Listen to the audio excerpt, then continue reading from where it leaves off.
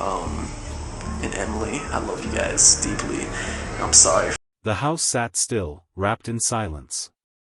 A small, quiet town in Virginia, the kind of place where neighbors nod in passing, where families leave their doors unlocked, where nothing truly shocking ever happens. But inside one home, behind drawn curtains and an unassuming front door, lay a scene so brutal, so incomprehensible, that even the most seasoned investigators would struggle to process it. 4 bodies. Unrecognizable from the sheer force of the attack. A weapon discarded, its purpose fulfilled. And the killer? He hadn't run. He hadn't even tried to hide. For 2 days, he stayed among the dead, living in the aftermath of what he had done. Eating. Sleeping. Using their computers. Replying to messages. As if nothing had changed. The smell of death crept into the walls, thick and inescapable. Flies gathered. The house, once a home filled with love, music, and teenage dreams, had become a tomb. A crime so violent, so personal, that even in a world desensitized to horror, this case would leave an imprint. Richard McCroskey wasn't an outsider. He wasn't a stranger who forced his way in. He was invited. Welcomed. Trusted. And in return, he left a trail of destruction so severe, it would make national headlines. This is the story of an obsession turned deadly. A relationship born in the depths of the internet, nurtured in the shadows of horrorcore music, and destroyed in a single, frenzied act of violence.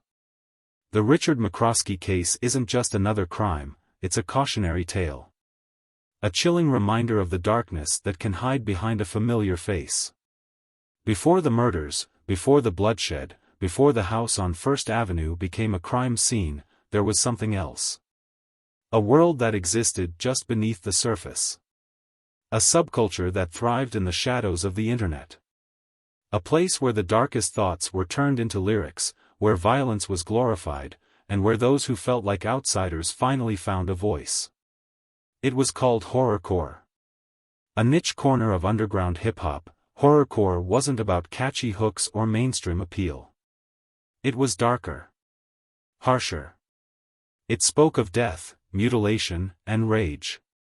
Lyrics that detailed graphic murders, dismemberment, and the thrill of destruction.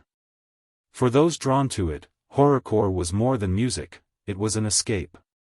A place where the most disturbing thoughts could be shared without judgment, where the world's misfits found each other. Richard McCroskey was one of them. Online, he was known as Psycho Sam, an aspiring horrorcore rapper who created his own lyrics, violent, gruesome, filled with rage. He wasn't famous, but in certain underground circles, his words reached an audience. An audience that lived in the same darkness he did. His songs spoke of brutality, of revenge, of feeling alone and unwanted. It was fantasy, or so it seemed. But what if it wasn't? In the depths of this online world, he met Emma Niederbrock, a teenage girl from Virginia who shared his love for the genre. To the outside world, Emma was just a regular 16-year-old, bright, outgoing, with a passion for music. But online, she was drawn to the same things Richard was. The two connected instantly, their bond forming through late-night conversations, shared lyrics, and a growing obsession with horrorcore's violent themes. But what McCroskey felt wasn't just friendship. It was more. To him, Emma wasn't just another fan, she was salvation. Someone who saw him, accepted him, understood him. Someone he could belong to. He loved her.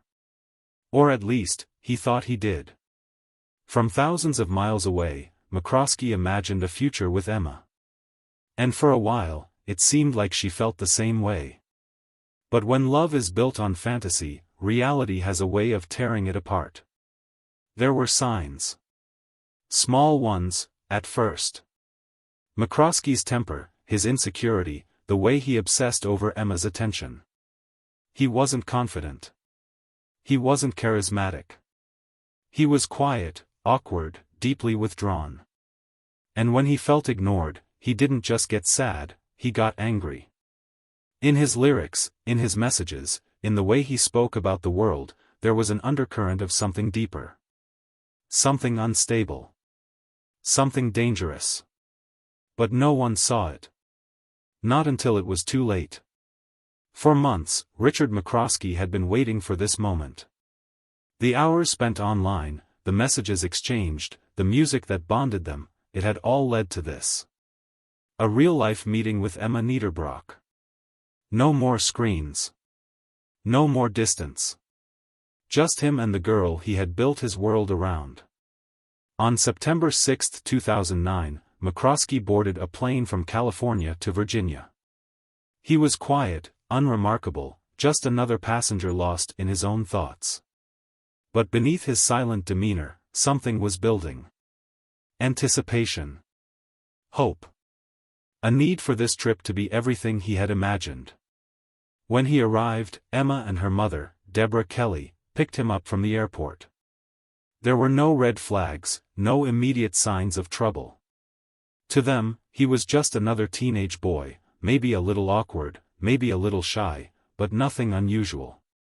But as the days passed, reality began to set in. Emma wasn't as excited as he was. She had liked the idea of Richard more than the person standing in front of her. The messages had been fun, the music had connected them, but now, face to face, something was missing. The spark. The chemistry. The feeling. McCroskey wasn't who she had imagined him to be. Still, they carried on with their plans. On September 12, 2009, Emma McCroskey, her friend Melanie Wells, and Emma's mother set off on a road trip to Detroit, Michigan for a horrorcore festival called Strictly for the Wicked. It should have been a dream come true for McCroskey. A weekend surrounded by the music he loved, with the girl he adored at his side. But something was wrong. Emma was distant. Distracted. More engaged with her friends than with him. The attention he had longed for, the connection he had imagined, it wasn't there. And worse, he could feel it slipping away. There are no records of what exactly happened at that festival. No texts, no messages detailing the moment everything changed. But when McCroskey returned to Virginia with Emma and her family, he was different. Silent. Withdrawn. Something had broken inside him. Over the next few days, the tension grew. Maybe Emma told him outright that she wasn't interested. Maybe she ignored him completely. Maybe he simply knew. What's certain is this: on the night of September 17, 2009, McCroskey had reached his limit. The rejection. The humiliation. The feeling of being cast aside. And this time, he wasn't going to write about it. He was going to act. The house was quiet. Everyone inside had settled in for the night, unaware that their final moments were approaching. Richard McCroskey sat awake, seething.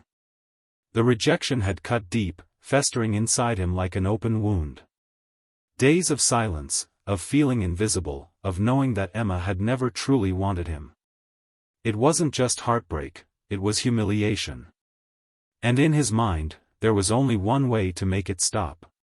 He reached for the weapon he had chosen, a maul, a tool meant for splitting wood, heavy, brutal, capable of immense destruction with a single swing.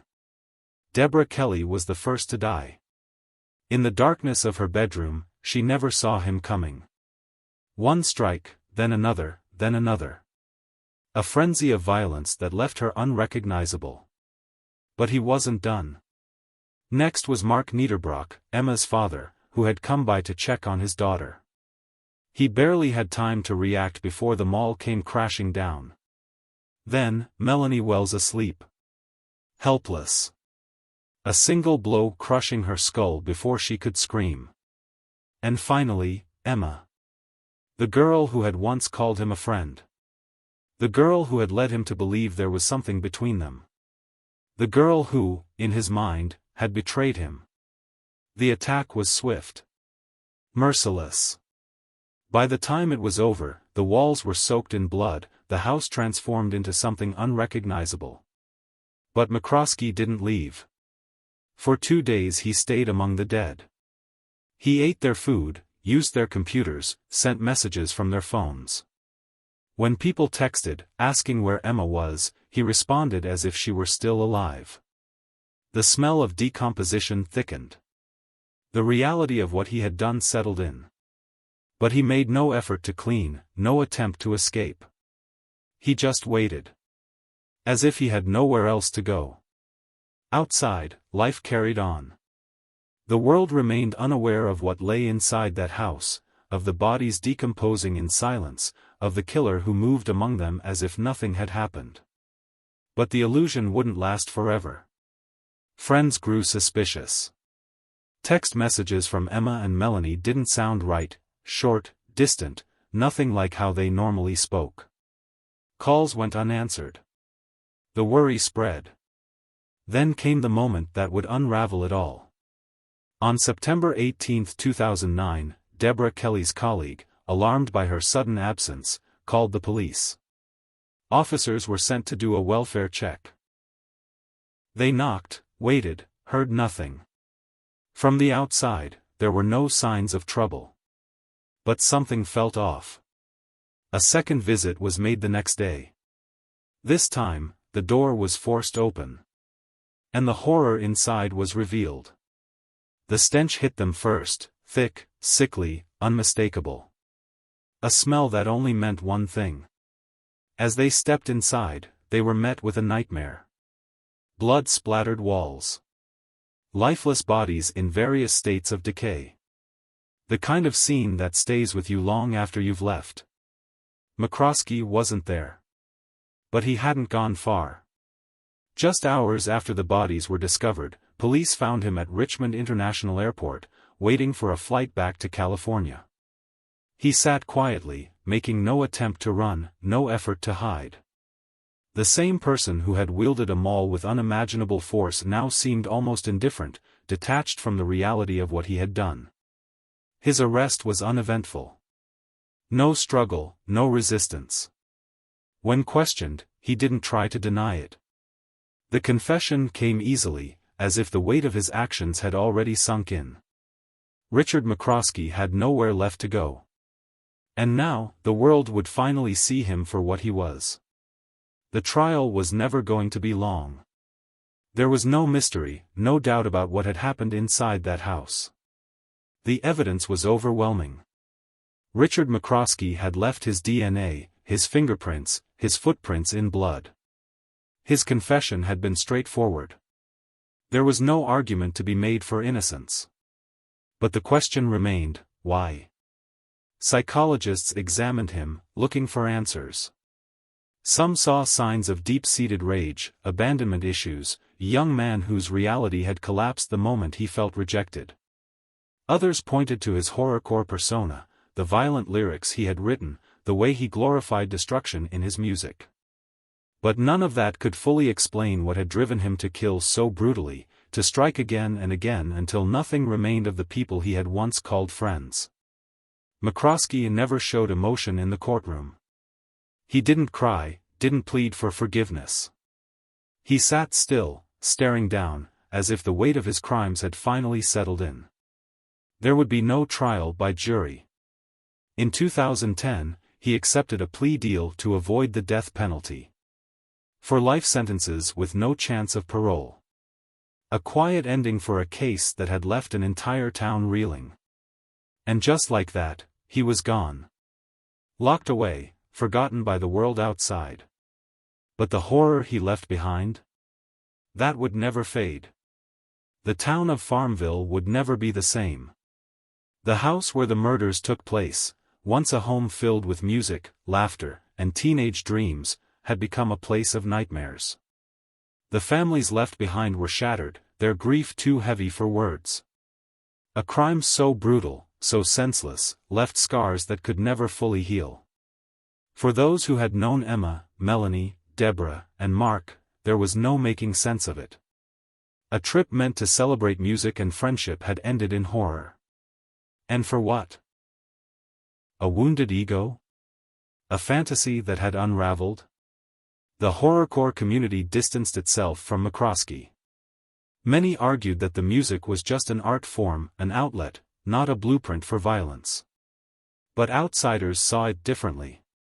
The case reignited debates about violent lyrics, online culture, and the blurred lines between fantasy and reality. In the years that followed, the story faded from headlines, but for those who lived through it, the memories remained. A cautionary tale about trust, obsession, and the darkness that can hide behind a familiar face. Richard McCroskey sits in prison, his life reduced to a small, confined space. No more horrorcore. No more online personas. Just the weight of what he did, the silence of his own making. But the real tragedy isn't where he ended up. It's the lives he stole. The futures that were erased.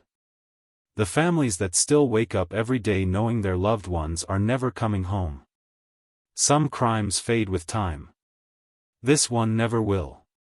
Even after all these years, certain questions remain. What was Richard McCroskey truly thinking in those final moments before he picked up the maul? Was it pure rage, or had he planned it all along? If Emma had welcomed him the way he had imagined, would any of this have happened?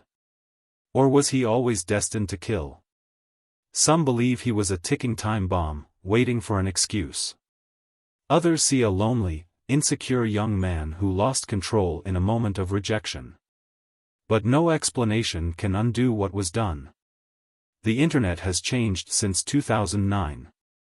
Social media has evolved, online communities have shifted, but the dangers remain. People still form deep, emotional connections through screens. Strangers become friends. Sometimes more. And while most of these relationships never lead to tragedy, stories like this remind us that not everyone online is who they appear to be. The house on First Avenue has long been emptied, but its history lingers. The victims' families have had to rebuild their lives, carrying the weight of what happened. And in a prison cell somewhere, Richard McCroskey lives in the silence he created, far removed from the world he once tried to belong to. This case is a reminder that behind every screen, behind every username, there is a real person. And sometimes, the most dangerous ones are the ones no one ever sees coming. The Richard McCroskey case isn't just a story of murder. It's a warning. If you found this case as chilling as we did, make sure to subscribe for more true crime stories that reveal the darkest corners of the human mind.